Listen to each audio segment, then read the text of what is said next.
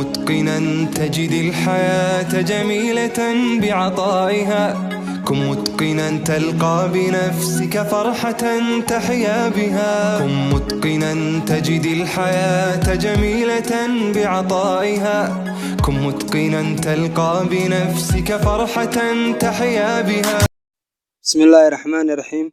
الحمد لله رب العالمين وبه نستعين على أمور الدنيا والدين، وبعد. السلام عليكم ورحمة الله وبركاته. halqada maanta waxaan kaga waramaynaa sifooyinka wanaagsan mid ka mid ah, taasoo ah dulqaadka. Aayado badan baa ka waramaya sifadan dulqaadka. Allah ayaa dulqaadka ku sifeeyey naftiisa oo magacyadiisa mid ka mid uu noqdo Al-Xaliima.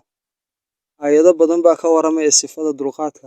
Waxaa ka mid ah aayadaha qaala tacaala: wasaaricuu ilaa maghfiratin min rabbikum wa jannatin carduha as-samaawaatu wal-ardu uciddat lilmuttaqiin الذين ينفقون في السراء والضراء والكاظمين الغيظ والعافين عن الناس والله يحب المحسنين.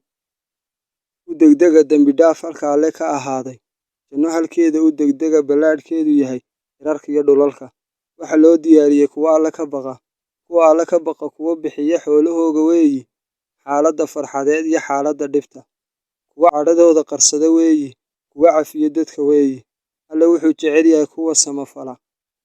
ibnu kasiir wuxuu ku tafsiirinayay walkaadimiina alghayda walcaafiina can innaas. Dadku ma aqaanaan cadhadooda, dhibaatadooda way ka ilaashadaan dadka, allana ajir bay ka dalbadaan. Dhinaca axaadiista haddaan eegno, sifada dulqaadka wuxuu nebigu ku ammaanay ninkii Asjac cabdiqays.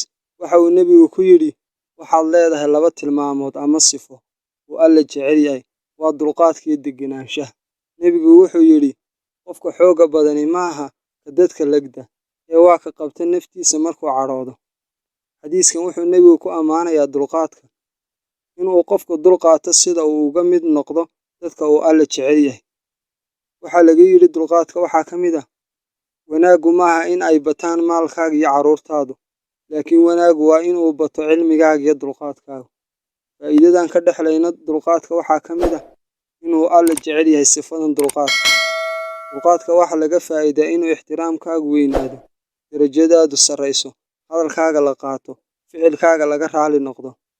Waxa uu tusaale u yahay dhammaystirnaanta caqliga. Waxaa tusaale inoogu filan Nebiga calayhi salaatu wassalaam markuu ninkii acraabigii go'aysi ku soo gundhiyey. Waxa uu ku yidhi ninkii acraabigii nebiga, nasiib wuxuu Alle ku amray. Markaa buu nebigu calayhi salaatu wassalaam dhoola caddeeyey. Markaa buu ku yidhi soo siiya. Allah inaga dhigo kuwa isku dulqaata. halqadeena maanta halkaa inoo joogto.